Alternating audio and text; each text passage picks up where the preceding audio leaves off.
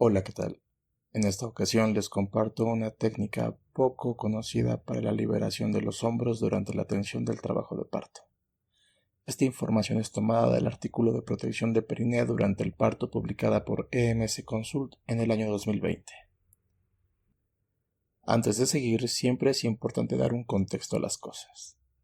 El parto, según la norma oficial mexicana 007, actualización 2016, es definido como el conjunto de fenómenos activos y pasivos que permiten la expulsión del feto de 22 semanas o más por vía vaginal, incluyendo la placenta y sus anexos. Sin embargo, no aborda la definición clínica de lo que es el trabajo de parto.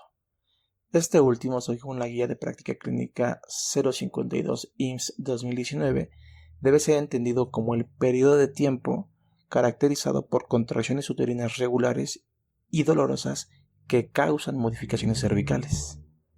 Este tradicionalmente se ha dividido para su estudio en 3 periodos.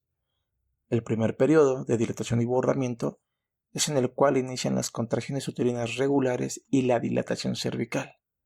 El segundo periodo, de expulsión, comienza con la dilatación cervical completa y es durante el cual el feto realiza los movimientos cardinales del trabajo de parto, para su descenso a través del canal de parto. Y el tercero, el alumbramiento, es el periodo de tiempo en el cual se expulsa la placenta. Entrando al tema, abordaremos el segundo periodo del trabajo de parto, el periodo expulsivo. Entendemos que el hecho de expulsar un feto a través del canal de parto, el cual culmina en el introito vaginal y el perine, representa un riesgo de lesión de estas estructuras de tejido blando, que con frecuencia puede llegar a condicionar desgarros perineales, los cuales dividimos del tercero al cuarto grado según la clasificación de Sultan, publicada por la Royal College y avalada por la Organización Mundial de la Salud.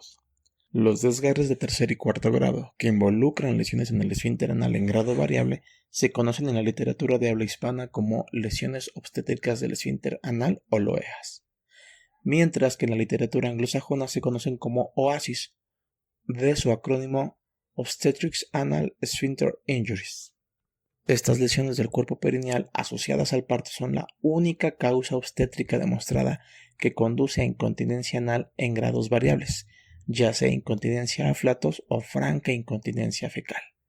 Derivado de ello, múltiples organismos han intensificado su estudio en busca de maniobras que puedan disminuir las lesiones perineales durante el parto. Desde una perspectiva de causalidad, entendemos que la lesión del tejido perineal tiene un origen francamente mecánico, y es debido a una distensión excesiva o rápida del tejido perineal durante la expulsión fetal la que conlleva a laceraciones en grado variable.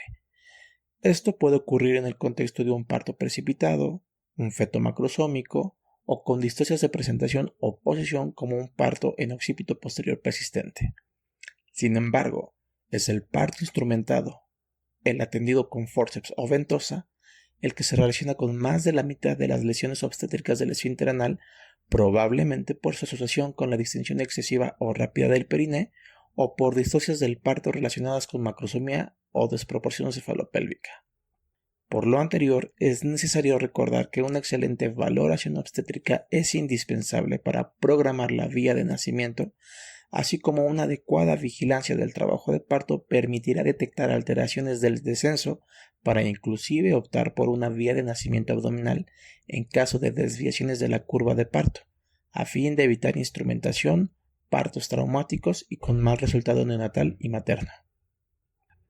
A lo largo de la historia se han descrito algunas maniobras que pueden realizarse en el periodo anteparto o intraparto, a manera de protección perineal. Sin embargo, la presente revisión demuestra que los datos con los que se cuenta muestran controversia de su utilidad. Métodos como el masaje perineal en el tercer trimestre o maniobras clásicas de protección perineal como Ridgen modificada o la denominada maniobra vienesa no han demostrado superioridad en evitar lesiones perineales en una serie de revisiones. En la literatura anglosajona se mencionan dos maneras diferentes de atender un parto, el método hand-on o manos a la obra y el método hands-off o manos libres, con resultados similares en cuanto a lesiones perineales. Sin embargo, en esta revisión se recomienda ampliamente la protección perineal con un soporte manual sobre el periné. Los detalles de estas maniobras se abordarán en otra revisión. Hasta ahora, las guías y artículos académicos no abordan un paso crucial de la expulsión o extracción fetal, que es la expulsión de los hombros del feto, centrándose únicamente en la expulsión de la cabeza como único paso para protección perineal, siendo más amplio el diámetro de los hombros que el diámetro biparietal o el occipito frontal, de tal forma que solo se enfocan en el coronamiento y se deja sin protección durante la expulsión de los hombros. Lo que nos trae al centro de la revisión, la maniobra de Cowder. En 1891, este autor describió una técnica para liberar los hombros del feto con la intención de proteger el periné. Esta técnica implica liberar el hombro anterior como tradicionalmente se realiza con tracción inferior. Sin embargo, se debe continuar la tracción inferior hasta exponer el codo. Posteriormente, se flexionará el codo hacia la espalda del feto para lograr la extracción completa del brazo anterior. Una vez liberado, se realiza tracción superior del tronco para la extracción del brazo posterior y del resto del neonato. Dicha maniobra favorece la disminución de los diámetros que se presentan a la salida del canal de parto, sustituyendo el diámetro biacromial, que es más grande, por el diámetro axiloacromial, con una dimensión de entre 1 a 3 centímetros menor que el biacromial. Este concepto para nada es novedoso en la obstetricia moderna, ya que es el mismo principio que se utiliza en la maniobra de Jacquemin-Branum para la atención de una emergencia obstétrica, la distocia de hombros. No es el objetivo de esta revisión, así que me limitaré a mostrar una imagen de cómo en dicha maniobra se extrae el brazo posterior de forma completa para cambiar los diámetros mencionados y lograr disminuir las dimensiones que se presentan a la salida del canal de parto, con el objetivo de lograr la expulsión completa del recién nacido. Si bien en la distocia de hombros la maniobra pretende lograr la expulsión del feto atrapado, la maniobra de Cowder tiene la misma base anatómica, con la intención de disminuir el riesgo de lesión perineal al disminuir los diámetros presentados al perine. Acorde a una revisión realizada en el año 2017 que comparó la implementación o no de la maniobra de Cowder, los resultados con su uso fueron descritos de la siguiente manera. En el 80% de los casos, la maniobra se consideró de fácil realización, mientras que el 12% se describió como moderadamente fácil y solo en el 8% como de difícil implementación. En esta revisión no se presentó un solo caso de lesiones obstétricas del esfínter anal. Como resultado toral, con significancia estadística, en el grupo en el que se usó la maniobra de Cowder hubo una disminución de desgarres perineales de segundo grado que requirieron sutura o reparación, pasando de 29.6% a solo 8.9% en el grupo en el que sí se realizó la maniobra. Se concluye que la maniobra de Cowder parece ser un método simple y eficaz para reducir las tasas de desgarros perineales de segundo grado.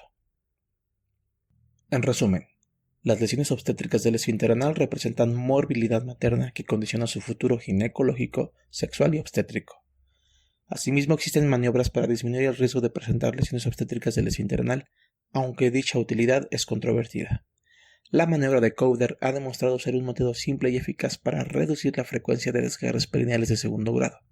Sin embargo, no es una maniobra conocida y ni siquiera es mencionada en la literatura de habla hispana, tal vez porque su primera descripción fue hace más de 130 años. Queda en nosotros ponerla en práctica y difundirla a la luz de la evidencia reciente. De esta forma terminamos esta revisión. Espero te sea de gran ayuda para la comprensión de los muchos mecanismos relacionados con el trabajo de parto y de las maniobras asistenciales del mismo. No olvides comentar, suscribirte y compartir el video con tus colegas. Muchas gracias.